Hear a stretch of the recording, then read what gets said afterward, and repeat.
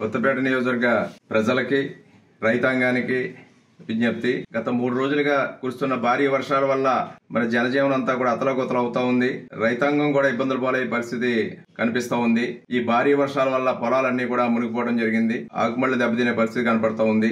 మరి రైతులు అప్రమత్తంగా ఉంటూ ఇంకా 2 రోజుల పాటు వర్షాలుండే మరి సూచనలు అధికారులు తెలియజేస్తా ఉన్నారు. దీని మీద కొత్తపేట నియోజకవర్గంలో ఎవరికి ఏ ఇబ్బందులు తలెత్తకుండా అధికారులందరినీ కూడా హెచ్చరించడం జరిగింది. ఇరిగేషన్ అధికారులని, డ్రైనేజ్ అధికారులని కాలువల్లో ఉన్న నీరు, చేలో ఉన్న నీరు కూడా వెళ్లేలాగా ఏ విధమైన చర్యలు చేపట్టాలో ఆ చర్యలు కూడా తీసుకోమని కోరడం జరిగింది. రెవెన్యూ అధికారులను కూడా ఎక్కడికక్కడ వీఆర్ఓ అనేది అప్రమత్తం చేయమంటాం. అదేవిధంగా మెడికల్ అండ్ హెల్త్ డిపార్ట్మెంట్ వారిని కూడా ఎక్కడికక్కడ అప్రమత్తంగా ఉండమని చెప్పడం జరిగింది. శానిటేషన్ విషయంలోనూ, మంచినీరు విషయంలోనూ కూడా అందరూ శ్రద్ధ తీసుకోవాలి. ఈ వర్షాలు ఆగిన తర్వాత పరిస్థితులన్నీ కూడా అంచనా వేసి ఎక్కడ ఏ ఇబ్బందులు ఉన్నాయో వాటిని గమనించి దాని మీద చర్యలు తీసుకోవడం జరుగుతుంది.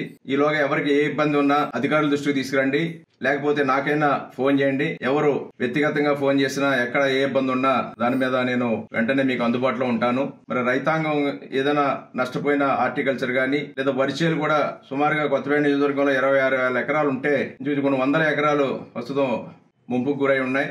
వీటి మీద కూడా వర్షాలు ముగిసిన తర్వాత దాని మీద ఒక అంచనాకు వచ్చేలాగా అధికారులు కూడా చర్యలు తీసుకోవాలని కోరుతూ అందరూ కూడా జాగ్రత్తగా ఉండమని, అందరికీ అందుబాటులో ఉంటానని, ఎవరికి ఇబ్బంది వచ్చినా నాకు ఫోన్ చేయమని కూడా కోరుతా ఉన్నాను.